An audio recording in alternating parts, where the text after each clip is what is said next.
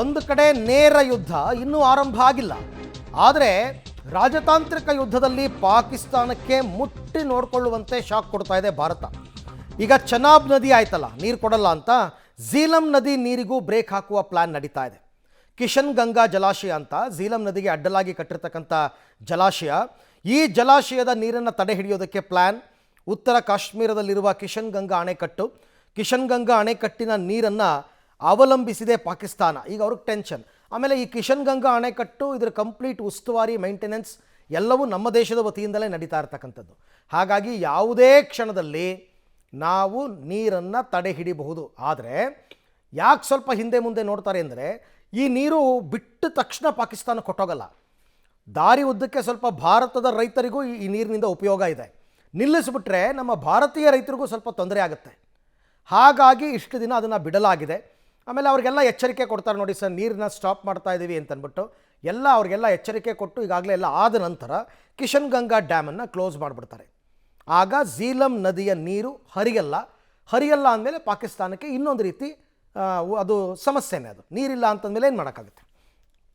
ಈ ಬಗ್ಗೆ ಮತ್ತಷ್ಟು ಮಾಹಿತಿ ನನ್ನ ಕೊಲೀಗ್ ಶಬೀರ್ ಅವರಿಂದ ಪಡ್ಕೊಳ್ಳೋಣ. ಶಬೀರ್, ಈಗ ಝೀಲಂ ನದಿ ನೀರು ನಿಲ್ಲಿಸಿದರೆ, ಅಂದರೆ ಕಿಶನ್ ಗಂಗಾ ಜಲಾಶಯದ ಗೇಟ್ ಕ್ಲೋಸ್ ಮಾಡಿದ್ರೆ ಇದರಿಂದ ಪಾಕಿಸ್ತಾನಕ್ಕೆ ಯಾವ ರೀತಿಯ ಸಮಸ್ಯೆಗಳಾಗ್ಬೋದು ಅಂತ?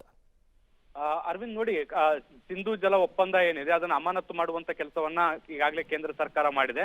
ಅದರ ಭಾಗವಾಗಿ ಈಗ ಕಿಶನ್ ಗಂಗಾ ಜಲಾಶಯದಿಂದ ಏನು ಪಾಕಿಸ್ತಾನಕ್ಕೆ ನೀರು ಹರಿದು ಹೋಗ್ತಾ ಇತ್ತು, ಆ ನೀರನ್ನು ಕೂಡ ತಡೆಯುವಂತ ನಿಟ್ಟಿನಲ್ಲಿ ಈಗ ತಯಾರಿಗಳನ್ನ ಕೂಡ ಮಾಡ್ಕೊಳ್ಳಾಗ್ತಾ ಇರುವಂತದ್ದು. ಹೀಗಾಗಿ ಸ್ಥಳೀಯ ರೈತರಲ್ಲೂ ಕೂಡ ಈಗ ಒಂದು ಸಂದೇಶವನ್ನು ರವಾನೆ ಮಾಡುವಂತ ಕೆಲಸವನ್ನ ಕೂಡ ಮಾಡಲಾಗಿರುವಂತದ್ದು. ಮುಂದಿನ ದಿನಗಳಲ್ಲಿ ಡ್ಯಾಮ್ನಿಂದ ಬಿಡುವಂತ ನೀರನ್ನ ಪ್ರಮಾಣ ಕಡಿಮೆ ಆಗ್ಬಹುದು ಅಥವಾ ಸಂಪೂರ್ಣವಾಗಿ ನಿಲ್ಲಬಹುದು. ಹಾಗಾಗಿ ಅಗತ್ಯ ಬದಲಿ ಕ್ರಮಗಳನ್ನ ನೀವು ವಹಿಸ್ಕೊಳ್ಬೇಕು ಅನ್ನುವಂತ ನಿಟ್ಟಿನಲ್ಲಿ ಎಚ್ಚರಿಕೆಯನ್ನು ಕೊಡುವಂತ ಕೆಲಸಗಳು ಕೂಡ ಮಾಡಿರುವಂತದ್ದು. ಹೀಗಾಗಿ ಪಾಕಿಸ್ತಾನಕ್ಕೆ ಮುಂದಿನ ದಿನಗಳಲ್ಲಿ ಇದರಿಂದ ದೊಡ್ಡ ಸಮಸ್ಯೆಗಳಾಗುವಂತ ಸಾಧ್ಯತೆಗಳಿದಾವೆ. ಈಗ ಸದ್ಯಕ್ಕೆ ಇಮಿಡಿಯೇಟ್ ಆಗಿ ನೀರನ್ನ ಬಂದ್ ಮಾಡಬಹುದಿತ್ತು. ಆದ್ರೆ ಇದಕ್ಕೆ ಮತ್ತೊಂದು ಕಾರಣ ಅರವಿಂದ್, ನೀವು ಹೇಳಿದ್ರ ಜೊತೆಗೆ ಕಾಶ್ಮೀರ ಭಾಗದಲ್ಲೂ ಕೂಡ ಈಗ ಸಾಕಷ್ಟು ಮಳೆ ಆಗ್ತಾ ಇರುವಂತ ಹಿನ್ನೆಲೆಯಲ್ಲಿ ನೀರನ್ನ ತಡೆ ಹಿಡಿಯುವಂತದ್ದು ಕೂಡ ಒಂದಿಷ್ಟು ಕಷ್ಟಕರ ಆಗ್ಬಹುದು. ಅಣೆಕಟ್ಟು ಬೇಗನೆ ತುಂಬಿಕೊಳ್ಳುವಂತ ಸಾಧ್ಯತೆಗಳು ಕೂಡ ಇರುತ್ತೆ. ಸೊ ಹೀಗಾಗಿ ಯೋಚನೆ ಮಾಡಿ ನೀರನ್ನ ಬಿಡುವಂತ ನಿಟ್ಟಿನಲ್ಲಿ ಈಗ ತಯಾರಿಗಳು ಕೂಡ ನಡೀತಾ ಇರುವಂತದ್ದು, ಅಥವಾ ನೀರನ್ನ ತಡೆ ಹಿಡಿಯುವಂತ ನಿಟ್ಟಿನಲ್ಲಿ ಪ್ರಯತ್ನಗಳು ಕೂಡ ನಡೀತಾ ಇರುವಂತದ್ದು. ಸೊ ಮುಂದಿನ ದಿನಗಳಲ್ಲಿ ಈ ನೀರನ್ನ ತಡೆದ್ರೆ ಪಾಕಿಸ್ತಾನ ಏನು ಕೃಷಿಯ ಅವಲಂಬಿತವಾಗಿ ಈ ನೀರನ್ನ ಏನ್ ಬಳಕೆ ಮಾಡ್ಕೊಳ್ಳುತ್ತೆ, ಈ ಅಲ್ಲಿರುವಂತ ಕೃಷಿ ಚಟುವಟಿಕೆಗಳ ಮೇಲೆ ನೇರವಾದಂತ ಪರಿಣಾಮ ಬೀರುತ್ತೆ. ಇದ್ರ ಜೊತೆಗೆ ಕಟಾವ್ಗೆ ಬಂದಿರುವಂತದ್ದು ಅಥವಾ ಬೆಳೆಗಳು ಏನ್ ಕೈಗೆ ಬಂದಿದಾವೆ ಆ ಬೆಳೆಗಳಿಗೆ ನೀರಿಲ್ಲದೆ ಅದು ನಾಶವಾಗುವಂತ ಸಾಧ್ಯತೆಗಳನ್ನ ಕೂಡ ನಿರೀಕ್ಷೆ ಮಾಡಬಹುದು. ಸೊ ಇದರಿಂದ ಕೃಷಿ ಉತ್ಪನ್ನಗಳ ಉತ್ಪಾದನೆ ಏನಿದೆ ಅದು ಪಾಕಿಸ್ತಾನದಲ್ಲಿ ತೀವ್ರವಾಗಿ ಕಡಿಮೆ ಆಗುವಂತ ಸಾಧ್ಯತೆಗಳನ್ನ ಭವಿಷ್ಯದಲ್ಲಿ ನಮಗೆ ನೋಡ್ಲಿಕ್ಕೆ ಸಿಗುತ್ತೆ. ರೈಟ್, ಥ್ಯಾಂಕ್ ಯು ಶಬೀರ್, ತಮ್ಮೆಲ್ಲ ಮಾಹಿತಿಗಾಗಿ ಧನ್ಯವಾದ.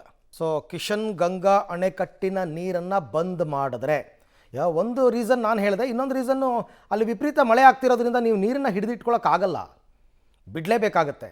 ಸೊ ಹಾಗಾಗಿ ಅದನ್ನು ಪ್ರಮಾಣವನ್ನು ತಗ್ಗಿಸಿ ಭಾರತದ ರೈತರಿಗೆ ಅದರಿಂದ ಯಾವುದೇ ತೊಂದರೆ ಆಗದೆ ಇದ್ದಂಗೆ ನೋಡಿಕೊಂಡು ಪಾಕಿಸ್ತಾನಕ್ಕೆ ಮರ್ಮಾಘಾತ ಕೊಡೋದಕ್ಕೆ ಈಗ ಚಿಂತನೆಗಳು ನಡೆದಿದೆ. ಆದಷ್ಟು ಬೇಗ ಇದು ಅನುಷ್ಠಾನಕ್ಕೆ ಕೂಡ ಬರುತ್ತೆ.